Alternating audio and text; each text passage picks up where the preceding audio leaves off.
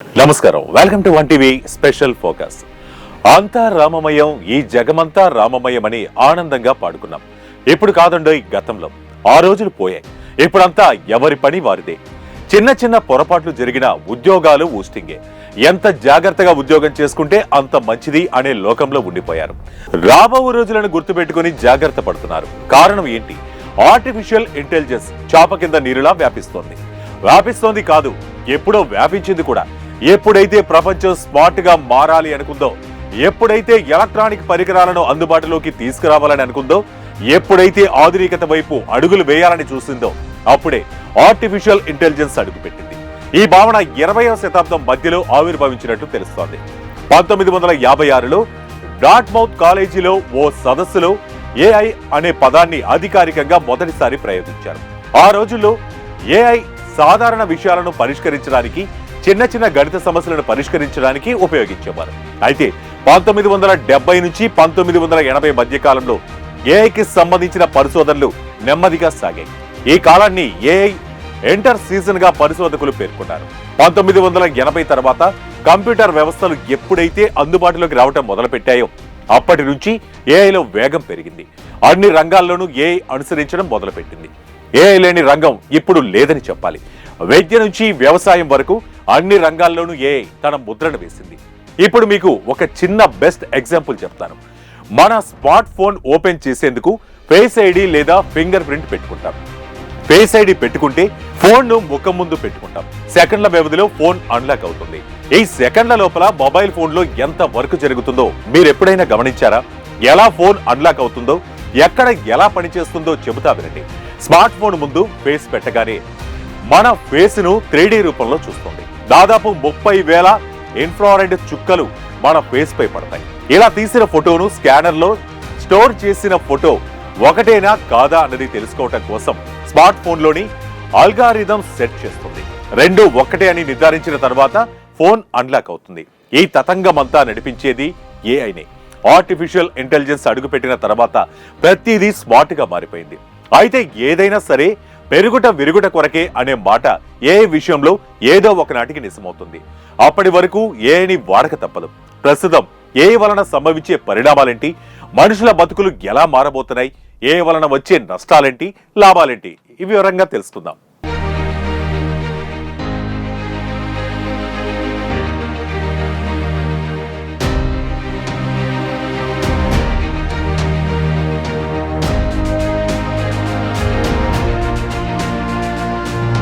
AI గురించి తెలుసుకునే ముందు అసలు ఏఐ ఎలా పనిచేస్తుందో తెలుసుకోవాలి.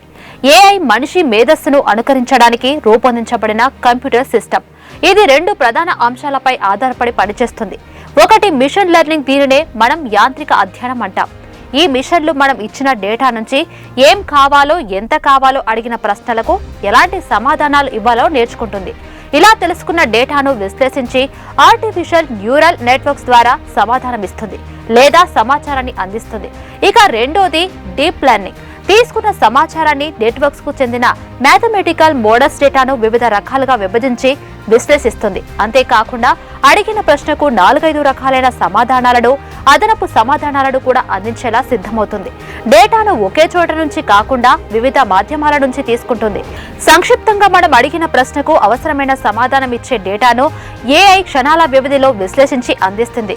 కాల్పనికాలను కూడా ఇచ్చే విధంగా ఏఐని అభివృద్ధి చేస్తారు. ఏఐ డేటా విశ్లేషణ, హైస్పీడ్ కంప్యూటింగ్, డేటా సెట్లను ఉపయోగించుకోవడం ద్వారా ఏఐని అభివృద్ధి చేస్తారు. చాట్బాట్లు, స్వరాల గుర్తింపు, ఇమేజ్ గుర్తింపు, automated translation, automated dissipation making వంటి అప్లికేషన్లలో ఏఐ ప్రధాన పాత్రను పోషిస్తుంది. మనం ఏదైనా ఒక అంశం గురించి కావాలన్నప్పుడు దానికి సంబంధించిన ప్రాంప్ట్ను సెర్చ్ బాక్స్ లో సెర్చ్ చేయగానే కొన్ని వందల లింకులు వస్తాయి. మనం అడిగిన ప్రశ్నకు సంబంధించిన లింకులను దొరకబట్టుకునే పని ఏఐ చేస్తుంది. ఈ ఏఐ అల్గారిథం బేస్ లో పనిచేస్తుంది. ఏ విషయానికైనా సమాచారం ఇస్తుంది అంటే దానికి సంబంధించిన డేటా అంతా ఎలా లింక్ అయి ఉంటుందో అర్థం చేసుకోవచ్చు. ఇప్పటి వరకు లింకులు మాత్రమే ఇస్తున్న AI, chatbot, chat GPT, Gemini, Meta తదితర మాధ్యమాల ద్వారా సంక్షిప్త రూపంలో సమాచారాన్ని అందిస్తున్నాయి. అంటే మనం ప్రశ్న అడిగితే ఆ ప్రశ్నకు ఎంతవరకు సమాధానం అవసరమో ఆ సమాధానాన్ని డేటా నుంచి సేకరించి అందిస్తుంది. ఇప్పుడు 100కి 80% మంది పనిచేస్తున్నది ఆల్గారిథం బేస్డ్ సర్వీసెస్ పైనే. అందుకే ఏఐలో ఆల్గారిథమే ప్రధాన పాత్ర పోషిస్తుంది. ఐపీ బేస్డ్ గా ఎవరు ఎలాంటి సమాచారం గురించి సెర్చ్ చేస్తున్నారో ఆయా టాపిక్స్ ని ఆ ప్రత్యేకమైన డివైస్ కి కనెక్ట్ చేస్తుంది. ఇది కూడా పూర్తి స్థాయి డివైస్ బేస్డ్ మీద ఉండదు. ఏ అకౌంట్ తో లాగిన్ అయ్యి సెర్చ్ చేస్తున్నారో ఆ లాగిన్ మీదనే టాపిక్స్ ఇస్తుంది. సోషల్ మీడియా మొత్తం ఇలానే నడుస్తుంది. దీనికి కొన్ని హంగులు అద్ది మెటావర్స్ పేరుతో కంటెంట్ కు విజువల్ రూపాన్ని అందించి వర్చువల్ రియాలిటీని సృష్టించారు. అంటే ఏదైనా ఒక ప్రాంతాన్ని మనం ఉన్న చోట నుంచి అక్కడికి వెళ్లిన అనుభూతిని కలిగించడమే వర్చువల్ రియాలిటీ. దీని వెనుక కూడా పనిచేసేది ఆర్టిఫిషియల్ ఇంటెలిజెన్సే. కొన్నిసార్లు మనకు కావలసిన సమాచారాన్ని మర్చిపోతే మన పర్సనల్ అసిస్టెంట్ గా కూడా కొన్ని యాప్స్ పనిచేస్తున్నాయి. దీనికో ఉదాహరణ సిరి, అలెక్సా, గూగుల్ అసిస్టెంట్. ఇవన్నీ మానవ జీవితాన్ని సింపుల్ గా మార్చడమే లక్ష్యంగా పనిచేస్తున్నాయి.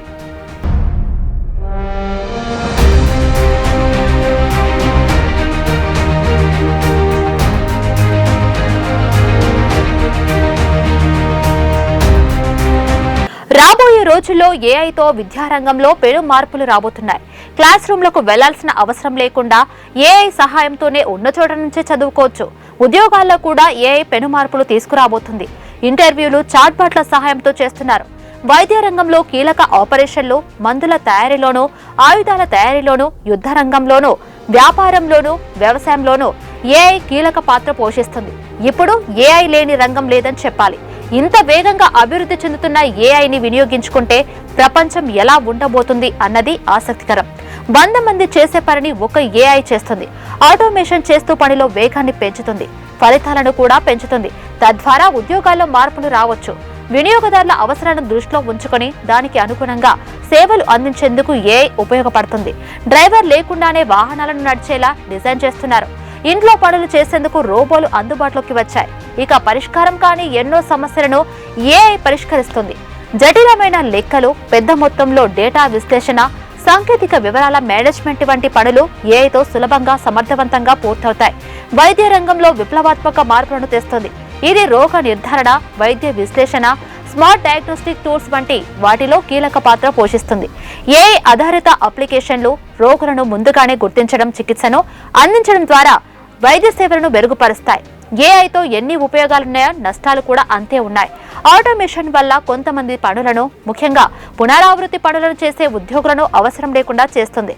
ఫ్యాక్టరీలు, కస్టమర్ సపోర్ట్, డేటా ఇన్పుట్ వంటి రంగాలలో పనులు తగ్గిపోవచ్చు. ఇది నిరుద్యోగ సమస్యకు దారి తీస్తుంది. ఏఐ టెక్నాలజీని అభివృద్ధి చేయగల, వినియోగించగల సంస్థలు, దేశాలు మరింత శక్తివంతమవుతాయి. కానీ చిన్న, వెనుకబడిన దేశాలు లేదా సంస్థలు పోటీలో వెనుకబడతాయి. ఇది ప్రపంచంలో ఆర్థిక అసమానతలను పెంచవచ్చు. గా డేటా ఆధారంగా పనిచేసే మోడల్స్ ఇక వినియోగదారుల వ్యక్తిగత డేటాను విశ్లేషించగలవు. ఇది డేటా ప్రైవసీ సమస్యను తీసుకురావచ్చు. ఎందుకంటే పెద్ద సంస్థలు లేదా ప్రభుత్వాలు వినియోగదారుల వ్యక్తిగత సమాచారాన్ని దుర్వినియోగం చేసే అవకాశం ఉంది.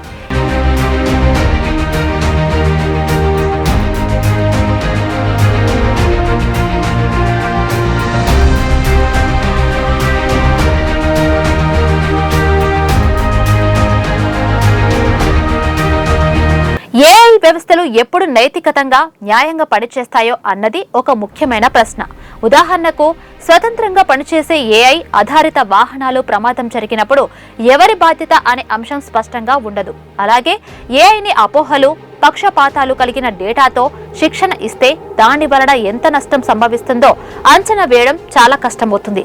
ఏఐని హానికరమైన ప్రయోజనాల కోసం ఉపయోగించడం వల్ల ప్రమాదాలు ఉంటాయి. ఉదాహరణకు, ఏఐ ఆధారిత సైబర్ దాడులు, డిఫేక్ వీడియోలు లేదా ఫేక్ వార్తలు వంటివి విపరీతమైన ప్రజల మధ్య అపోహలను, అపరాధాలను సృష్టించే అవకాశాలుంటాయి. ఈ సమస్యను పరిష్కరించడానికి ఏఐ యొక్క సమర్థ వినియోగానికి నైతిక, చట్టపరమైన నియమాలు, ఆచరణ విధానాలు చాలా ముఖ్యం. ఏఐ అభివృద్ధిని బాధ్యతాయుతంగా ఉపయోగించడానికి మరింత ఆలోచన, పరిశీలన అవసరం. సో ఇది ఇవాల్టి 1TV స్పెషల్ ఫోకస్. మరో ఇంట్రెస్టింగ్ టాపిక్ తో మళ్ళీ కలుద్దాం. Until then keep watching 1TV news. ప్రతి క్షణం ప్రజల పక్షం.